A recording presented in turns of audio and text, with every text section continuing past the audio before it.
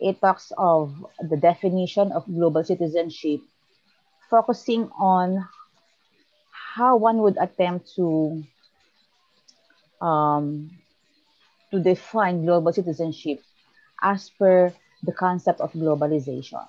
But this time, I also make a research on additional concept on the global citizenship because the module only talks of the definition, and this is quite a nice, an interesting topic because it talks about us individually.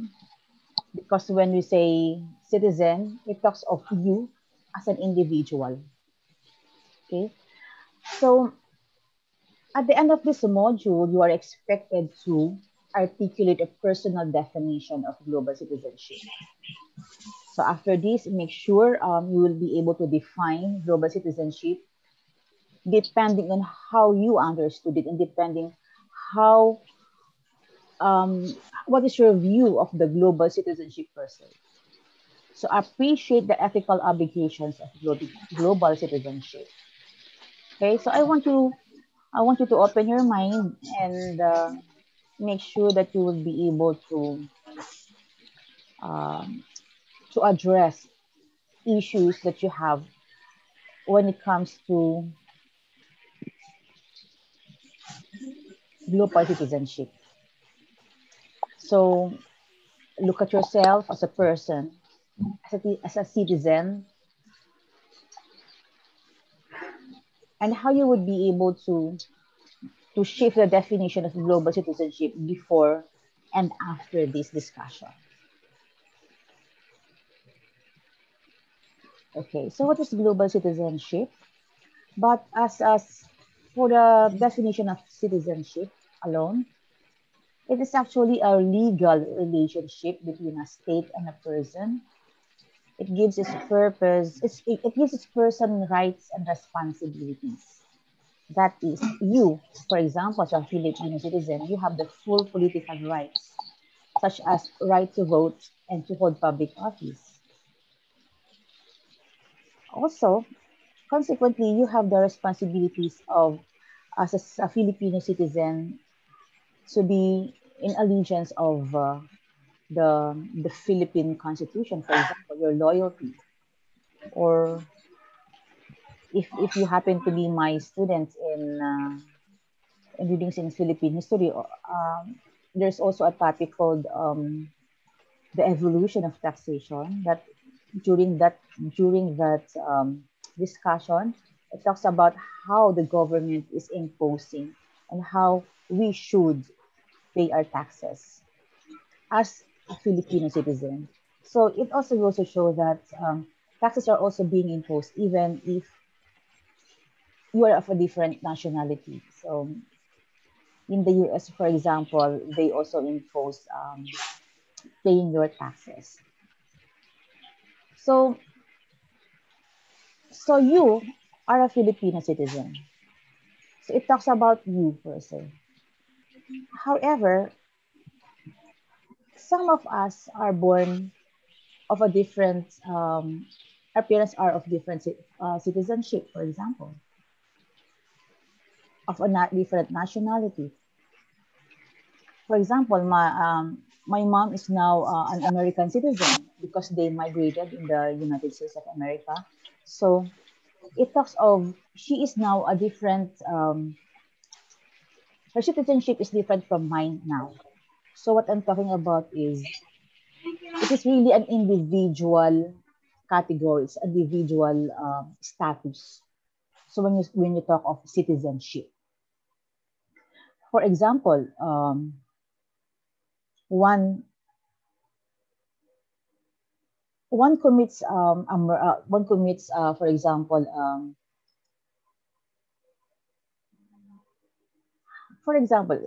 I'm thinking of a different one commits a sin in terms of um, and then what you are one is sentenced to a certain punishment, for example. You as a person, that person, for example, um, has a case of murder, for example. So that person alone is liable for that particular case. So if one has a case of murder, no one could replace for his punishment. So that alone is has its he's particularly responsible for that particular case, for example.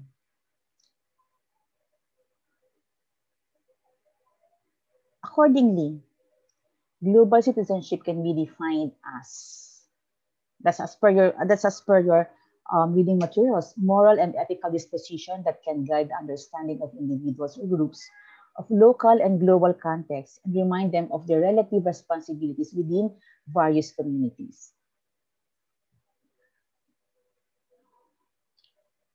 So as you can see, global is attached to the term citizenship. But as for me, it it, it talks also of the moral and ethical obligation and moral and ethical disposition only in a global context. Okay? And remind them of their relative responsibilities within various communities. So later on, I will be showing you a video on how others define global citizenship, and I think you would have a clear view of how it goes and how this moral and ethical disposition has something to do with the global context. So sabi nga dito, the global citizens act as glue which binds individuals together in an increasingly globalized world.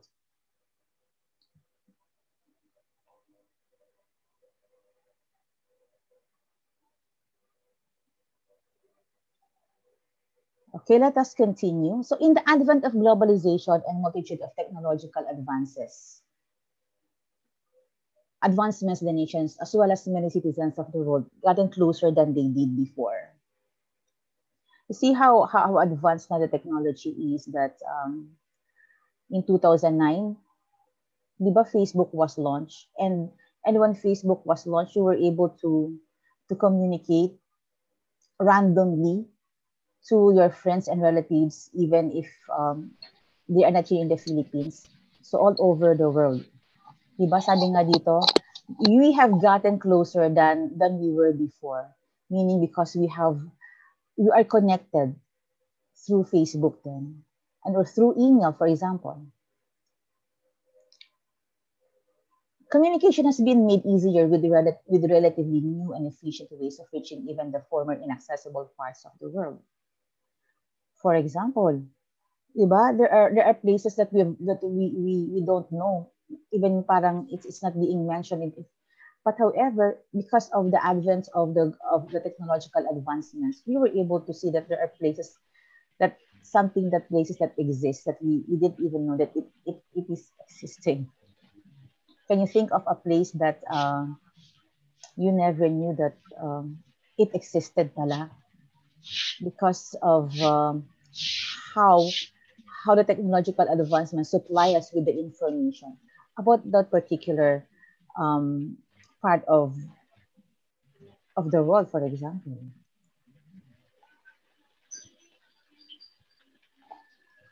Acquiring and transmitting information which are quite literally are at everyone's fingertips. Yes, that's correct. So look at your cell phone, diba? You bring it anywhere and you always have that cell phone in your hand at any time, at any place. You will be able to communicate with your friends and loved ones. And you can even transmit information. And I could remember that I could send email through my cell phone right there and then. It could not, even if I did not in my office, because at the tip of your finger that you can just click and slide it and then send it. So that's what makes us a lot easier today in terms of communicating. Sabi nga dito, constant state of being interconnected brings about the notion of global village, where citizens of the world are members not only of their respective home countries, but also of the global world. For example, there are pages, diba, that you could add or follow, that members of that particular page could be multicultural, it could be of different nationalities. If you could search on, for example, on Facebook, if for example, you are an advocate of any of those programs, and then you could just look for it and search for it in the Facebook, for example. And then if you're interested, you can log in, and also you can ask for its membership, and then presto, you're a member of that particular page. And as I've said, it could be multicultural, it could be of different nationalities. And that's also that's an example of a global village that these are referring to.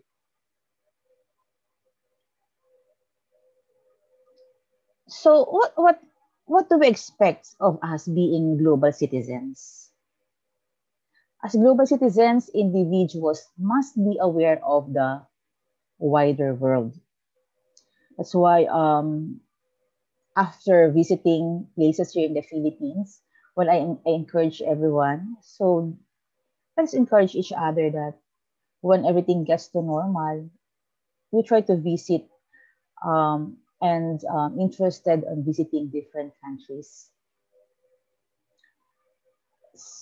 Well, that's being a part of being aware of the wider world. Aside from of course from clicking on the Google or finding some reading materials of that particular country that you are of interest of.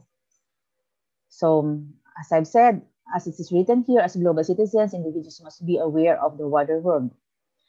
We should be able to respect and value diversity because we are different. We have different culture. We are raised in different environment. So we should learn how to respect and value diversity. And how to do that? I think being curious about it, or being curious about it and knowing deeply in each country's diversity, or I mean the diversity of the global village. That's the start of how we'll be able to respect them and understand them fully. Or if you will be able to visit a certain place, and then you would be able to experience their culture, for example, how they love the food, and how, for example, how come a dish is so popular in that particular country, for example, probably because ingredients are only found in that country, for example. Okay, so how do they deal with adults, for example? Here in the Philippines, we have so much respect for our adults, right? And for example, if you go to a different place, you might be able to differentiate how we deal with the adults here in the Philippines as how they do in other countries. So have an understanding of how the world works economically, politically, socially, culturally, technologically, and environmentally. Yes, we can do researches on this. For example, if you visit a place, for example, if you visit, for example, Japan, and if you have money to spend on, then you would think that Japan is the best place if you want to buy um, some advanced kits, for example, because Japan manufactures one of the best um, materials when it comes to your interest, for example.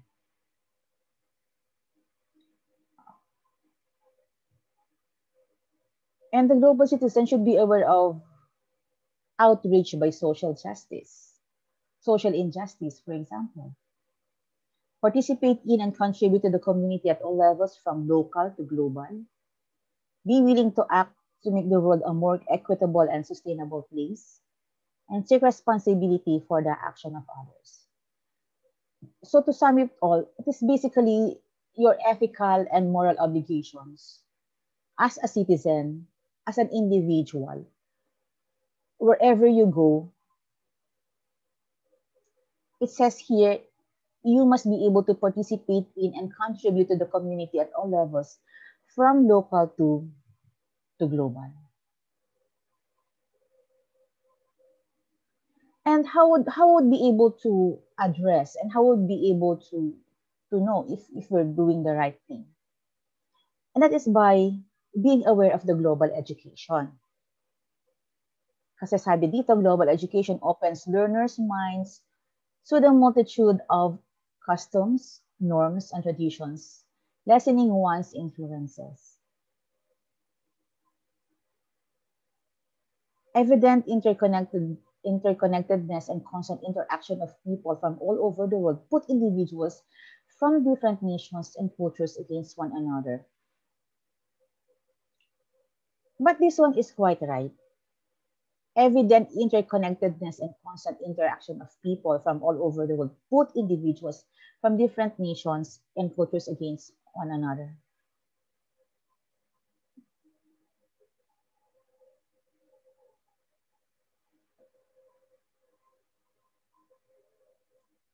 You could take, for example, how you deal with your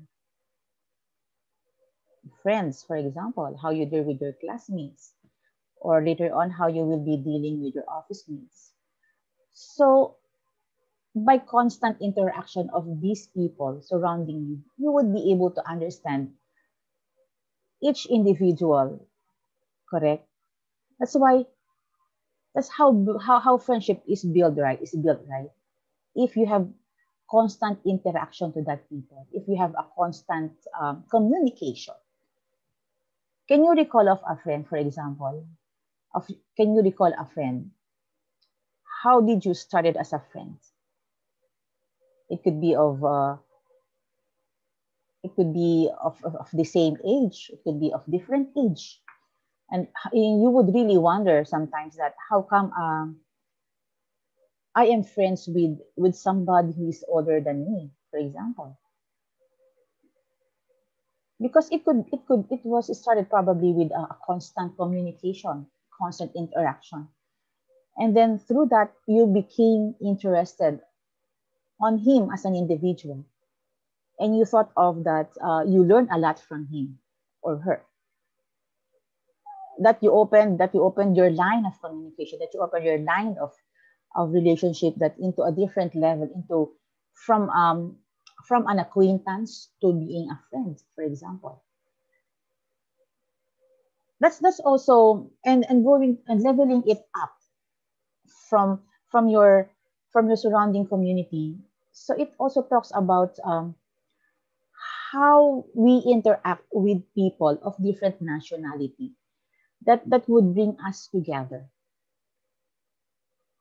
And again, interconnectedness and constant interaction of people from all over the world put individuals from different nations and cultures against one another. So, as they say, for the interaction to be successful, global citizens must exhibit the following set of conducts. And when we say global citizen must exhibit the following set of conducts, this talks of us as a person, individually, for us to be able to cope with the global village. Di ba when you were younger, you were sent by your parents to school, and the very first time that you are not together with your parent was during your first day of school. Am I correct?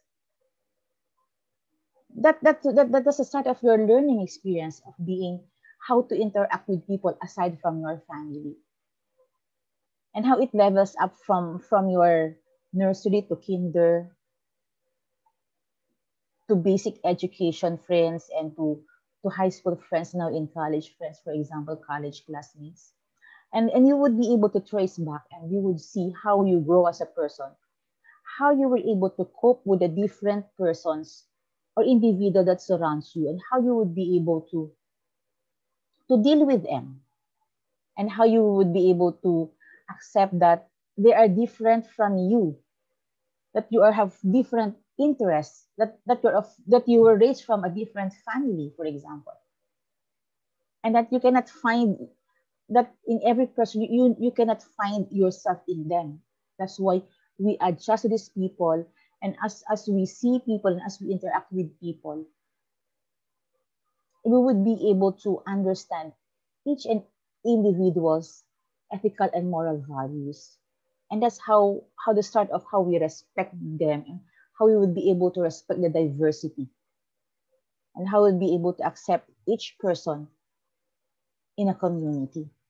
So when we say global village, it only levels up from who you are, and it levels up only to a different dimension, to a different community, to different nationalities. It talks of people all over the world this time. And that's also the same thing. That's how you were able to cope with different people in your life when you were younger and until this time. That's how you would be able to understand others' um, culture also. And here they say that you must exhibit the following set of conducts. These are only uh, defined in the book, but we are raised differently from a different family and culture. And here are the following. The role of microsystems such as families and local communities is of great importance in solidifying a global perspective. Number two is correct. Global education must be holistic and requires effort not only of the educators, but of parents, peers, and even policymakers.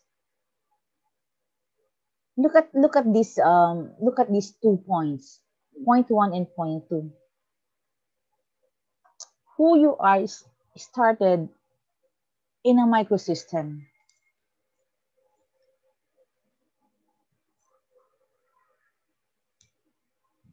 So sabi dito, the role of microsystems such as families, as I was talking about, we are raised individually in our own family. So whatever the set of values that are instilled in our family, that's what we are, and that's what we are when we go out of our place, when we go out of our family, when we go out of our home. And also the community that you are in, the circle of friends that you have, for example, that you might be able to see and view others' perspective to a different view of to a view that you have, right? So that's why, di ba, they say na, um, for example, you only used to play badminton, for example. But later on in your life, you would see that probably you have an interest in basketball because of the circle of friends that you're in. Because probably their interest is also basketball, and you open your mind and your heart na you are only stick to playing badminton. And then you saw them that in they find joy in playing basketball, aside from making them physically fit, for example. So meaning your community, aside from your family and your community, aside from your family, it's only your community that could probably have an influence on what you would like and what you would be. That's why nga, di ba? We should really be conscientious of who we are in and in what community we belong. And sometimes nga, di ba, how come there are people also that are led to some negative influence, for example, because of the circle of friends, because of the influences they have aside from their family. Once they go out of their family, once na the parents will not be able to see you 24 hours a day, and then the set of community and the set of friends would be really be able to influence us in different way depending on how we cope, on how would we assess each and every one of them. And they say that global education must be holistic and requires efforts not only of the educators, but parents, peers, and even policymakers. Life skills must be learned, importance of values must be taught to gain more inclusive perspective of a global community and enable them to effectively interact with people from other cultures. From the journal that I read, so everyone should be ready with a global village.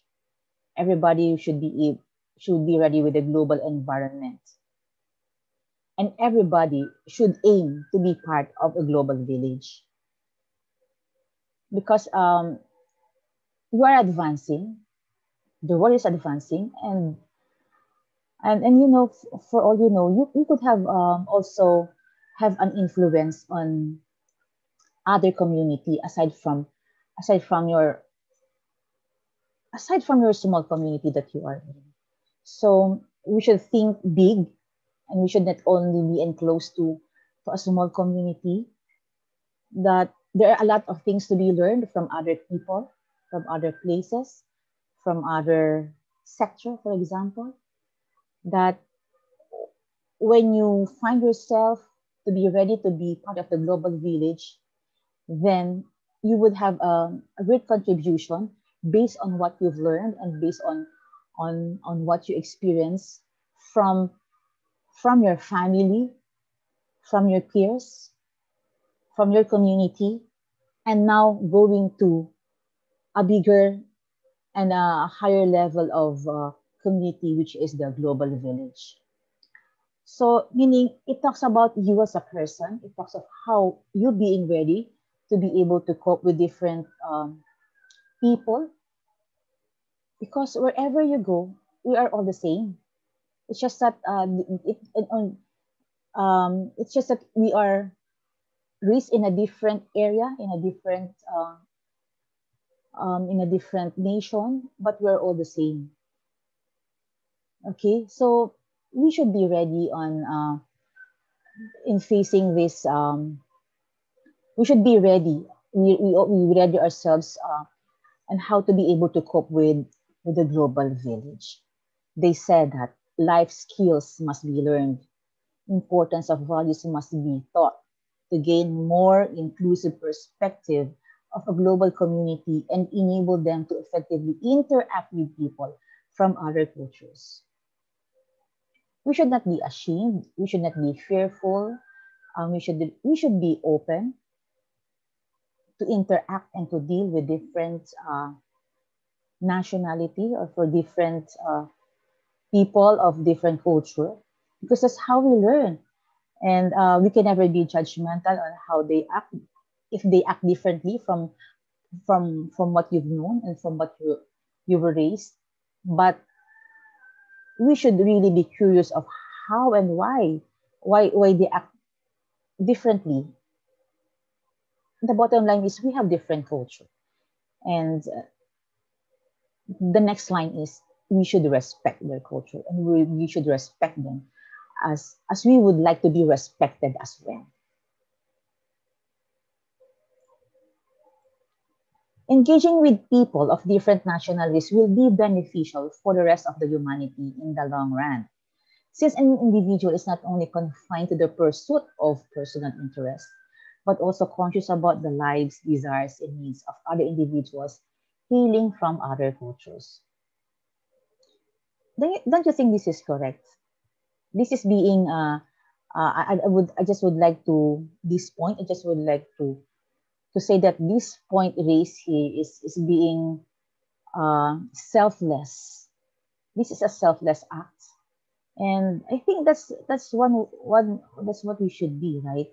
Because engaging with people of different nations will be beneficial for the rest of in the long, since an individual is not only confined to the pursuit of personal interest, but also conscious about the lives, desires, and needs of other individuals hailing from other cultures. This could only be true if in the first place you are aware that you only live for yourself. It starts with your family, it starts with your friends and your community. And again, that trait, that being selfless of you, would be elevated into individuals healing from other cultures as well. So it's like that, it's a natural thing for you. Who you are and how you act would also be the same. Act with your family, or how you deal with your family and friends in your small community. That's who you are also when you deal with individuals healing from other cultures. So, meaning it's really knowing yourself, preparing yourself as an individual, serving your family, serving your community, serving this country, and at the same time, serving individuals healing from other culture. If that is embedded in your heart, and if that's embedded in our hearts, then wherever we go, that's us already. Okay?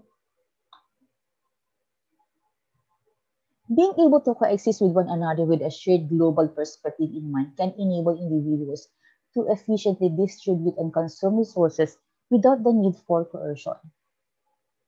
So it really talks of how being united, how everyone talks of how each and everyone need each other. Because if you know that we coexist in one globe, then we will have that perspective in mind that we would be able to share our resources to others without coercion, without force, and we would be able to share it wholeheartedly. Okay? So global citizens must understand that the global society to survive, one must do away with short-sighted and self-centered ideas and must rather take into great consideration the needs of others and individuals. So points 1 and points 3 talks about being selfless and not being selfish, not being only self-centered, but meaning not being short-sighted, meaning to open your eyes, the minds, and the hearts, that we should have great consideration for others, not only for ourselves only. And therefore, global citizens must know that humankind must acquire a symbiotic relationship with one another for the entire human species and human culture to survive. Okay, we can never live alone because when we say symbiotic, it's really a dual relationship. It's a mutual relationship with one another for the entire human species now and human culture to survive.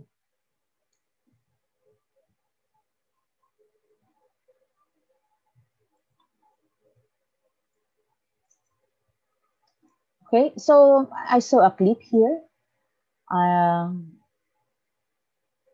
I saw a clip from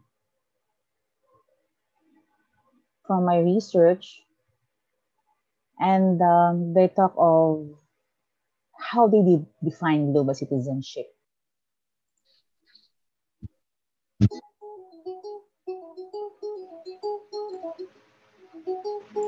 To me, being a global citizen means to understand all the cultures of the world and knowing people from all around the world and to understand them. I feel like a lot of times we get caught up in, I guess, our lives in our city and we don't necessarily know what's happening in other places. So just, having friends that are from Ghana or that are from London, like what's happening in other parts of the world. And I feel like that's important to be successful. Being a global citizen means being aware for me. It means that I'm aware of differences in people. I'm aware of different cultures, and most importantly, I'm open for all kind of people. To me, being a global citizen is more than just like thinking about your local community. It's thinking bigger than that. So like especially with study abroad programs, you really get to like meet people from different cultures and expand your horizons. If you're talking to someone or discussing a topic, having an open mind about a cultural background and an understanding that we're all different and we're not going to have the same opinion. What it means to be a global citizen is being able to fit in any culture you are placed at any given time. This day and age, we're connected globally so much more than 10 years ago. And being a global citizen is all about knowing different cultures and getting to interact with different people from all around the world. And I like that Webster provides that for us. Okay.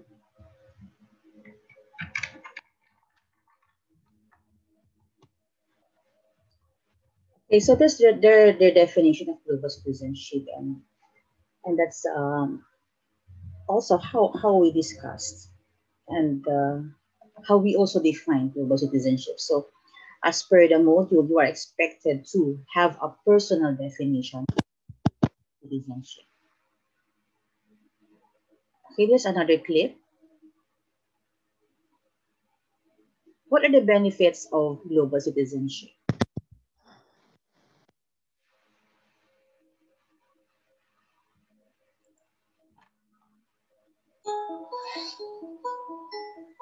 We all want to make the world a better place, and we can start in the classroom.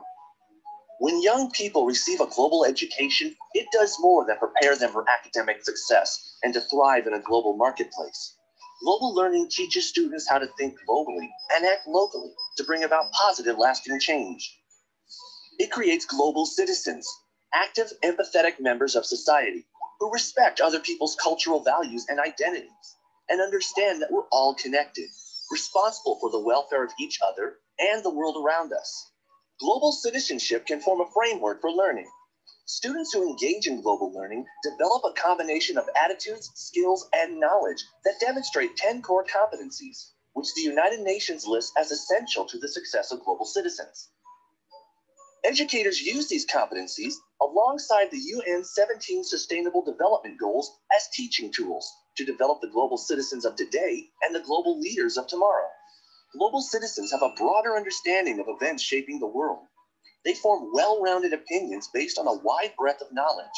They understand that they have the power to act on these opinions and become active in communities on local, national, and international levels. By placing emphasis on the cultural and social changes facing the world today, teachers are playing an active role in helping young people to view life through a global lens. Global citizenship empowers young people to have a say in the future of our world.